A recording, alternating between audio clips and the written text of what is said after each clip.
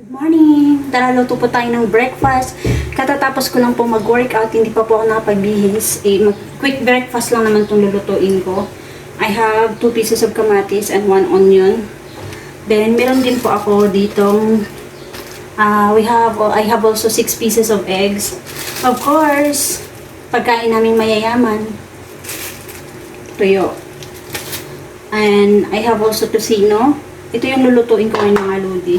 Since gamit lang ako ng isang pan, syempre unahin ko yung egg. Unahin ko luto yung egg mga lodi. I-chop ko lang po itong tomato. Kasi gagawa po ako ng omelette. Omelette na kamatis lang at saka sibuyas ang ilalagay. Yun lang ilalagay ko mga lodi. Tulad nga ng sinabi ko is quick breakfast tong gagawin ko. Dalian kasi katatapos lang mag-workout ng person. At di pa kumain dahil inuna muna ang workout. Hangganan ko lang ng mga dulo yung tomato ko mga dudes.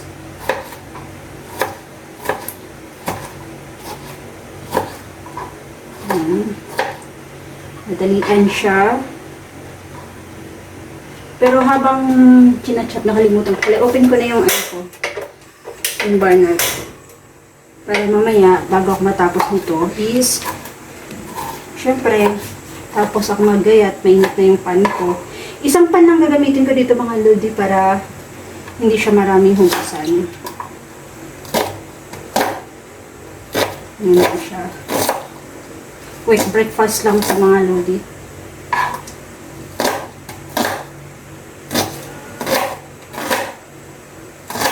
Ayan siya.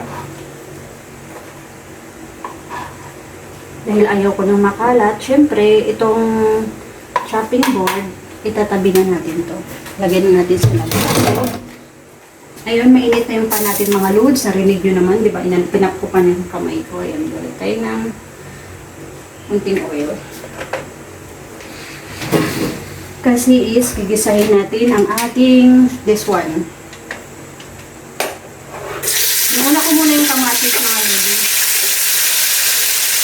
Gusto ko ginagamalambot yung kamatis. Habang ginigisa natin yung kamatis, siyempre, prepare natin yung egg.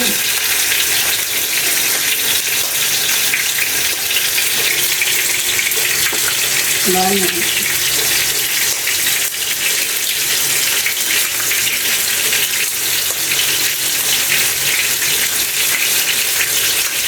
Large egg itong ginamit ko mga lodi.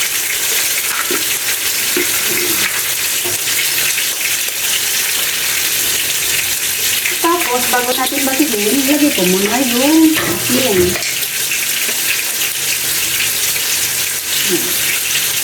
Little bit also. Okay na yan. Ilagay ko na rin. Wala akong powdered paminta mga lodi, kaya ito na lang gagamitin ko, diba? Buo kasi yan, tapos dinurog ko na lang. Ginamitan ko na lang ng martilyo ko. Ayan. Okay, haluin natin. Anyways pala mga lodi, pag naglalagay ako ng konting water. Ayan. Naglalagay ako ng konting water para malambot po, para smooth yung egg. Ayan. Ayan. Sa mga hindi pala alam dyan, ganito ako pag nagluto ng egg, nilalagyan ko siya ng konting tubig. Para malamig. Pag meron naman kayong available na fresh milk, pwede naman fresh milk. Or iba. Depende po sa with nyo mga load, sa gusto nyo kung anong gusto nyo ilagay. Ngayon, ilalagay ko na itong aking sibuyas. Ngayon sa mga lodi. Susutay lang natin.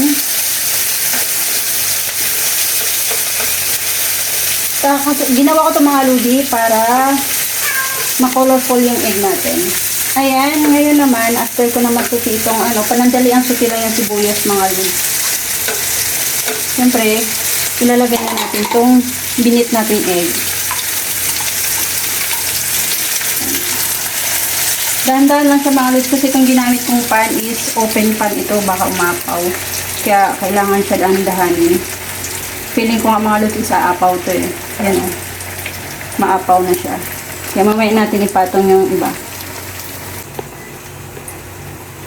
Ayan yung itsura niya mga lodi. Ayan. Ito na siya. Nailagay ko na lahat yung natira kong egg dito sa bowl. Ang laki. Ayan siya. Ayan.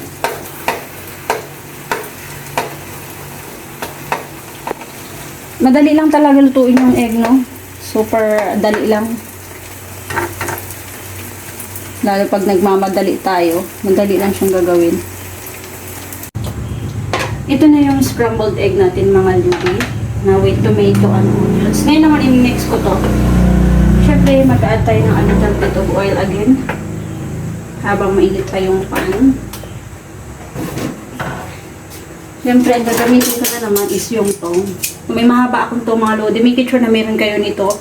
Para iwas po sa paso sa matalsik-talsik. Lalo ang tocino, matatalsik po. So, at saka lalo pag nagluto kayo ng mga ano pala, katulad ng bangus, matalsik po yung bangus mga lodi. Kaya ingat po tayo pag nagluto po tayo ng bangus. Ayan.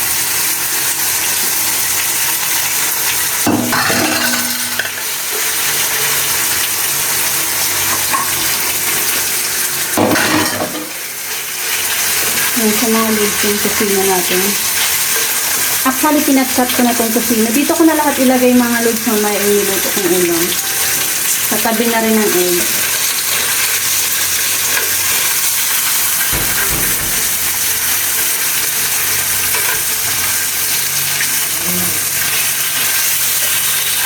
Siyempre, balik pa rin na natin mga lodi. Para di po masunog ang ating kusino. Yan.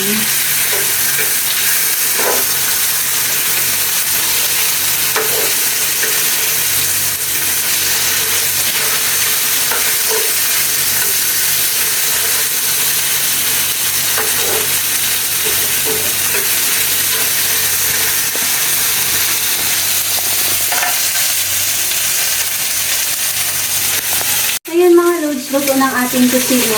Hanguin ko na siya, ilagay ko na dito sa side ng egg na nilagay ko. Ayan. Ayan siya.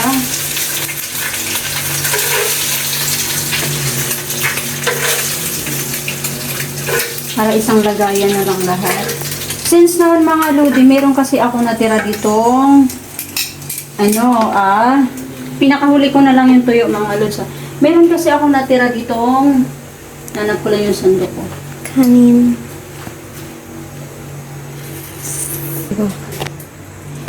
Ayan mga lods, meron ako ditong leftover na kagabi namin kanin bahaw namin kagabi. Hindi pa naman panis. Ayan, nag-chop lang ako na lang 2 cloves of garlic.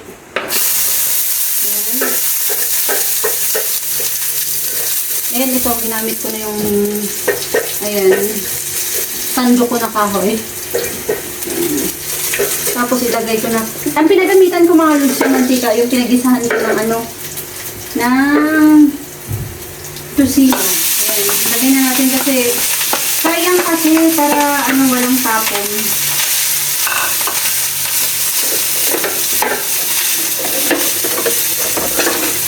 Walang tapon. Hindi ako sanay talaga sa mga ganitong sandok. Kasi ito na mga lodi. Hindi ko pa rin ito mga ganito.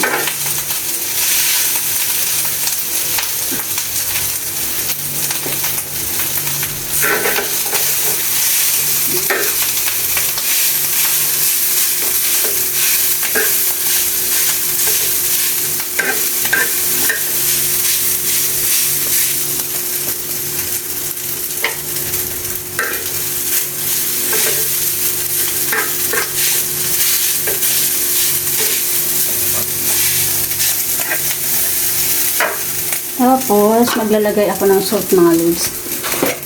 Wala nang wala nang pepper. Lalagyan ko ng salt. Kunti lang mga lods kasi kunti lang naman yung bahaw natin, leftover rice natin. Ayan. Para di siya maalat.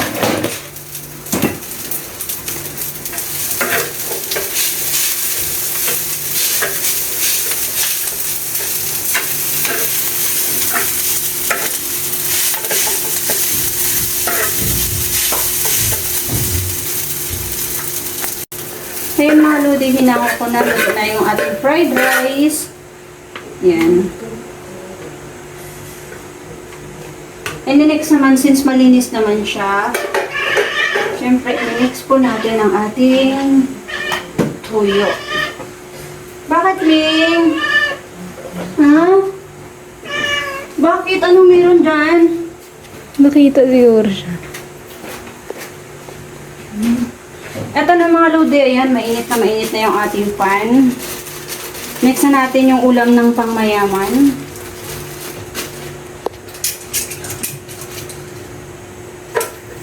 Ayan. Lagyan na natin, todo na natin mga lodi.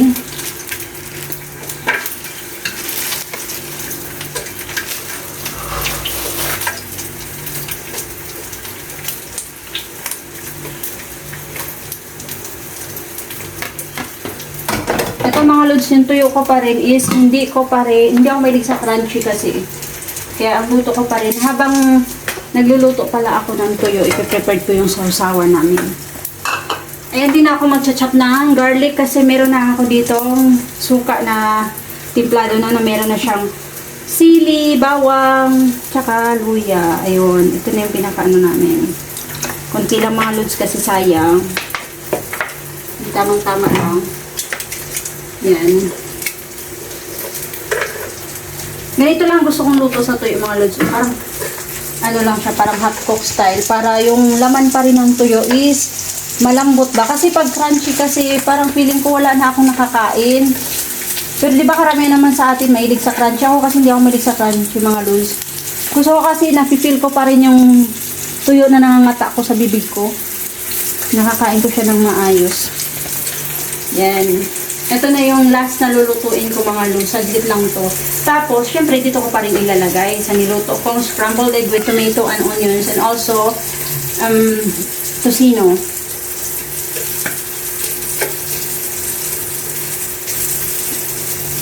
Ayun mga lodi, ito luto na yung tuyo natin. Ito mga lods, pakita ko sa inyo ha.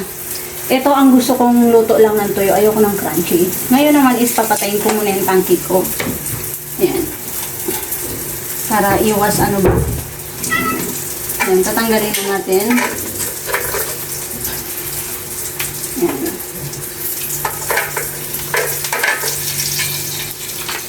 Ayan na yung tuyo ko mga lodi. Ayan na siya. Ito na siya lahat. Diba? Sobrang easy. Sobrang dali. Ayan, kakatapos ko lang mag-workout. Pawis pa nga ako. Nagluto lang ako sa panandalian ng breakfast namin. Ayan mga lods, pinakita ko na sa inyo kanina kung paano ko siya ginawa. Scrambled egg with tomato and onions. Tapos, tocino at saka yung tuyo, ulam ng pangmayaman. Syempre, meron kami sausawan. Dahil mayaman nga, meron kaming suka. Yan, suka namin na kung mapapansin nyo, wala akong nilagay na garlic. Kasi nga mga lodi, pinakita ko na sa inyo kanina, yung suka ko is timplado na siya. Meron na siya sa loob sili, bawang, tsaka luya. Kaya tara mga lods, ano pa inaantay nyo? Kakain na po tayo. Maraming salamat po sa panunod ng live ko, ng mga video ko. Sobrang thankful po sa inyo lahat mga lods. And God bless everyone and love you all guys. Bye!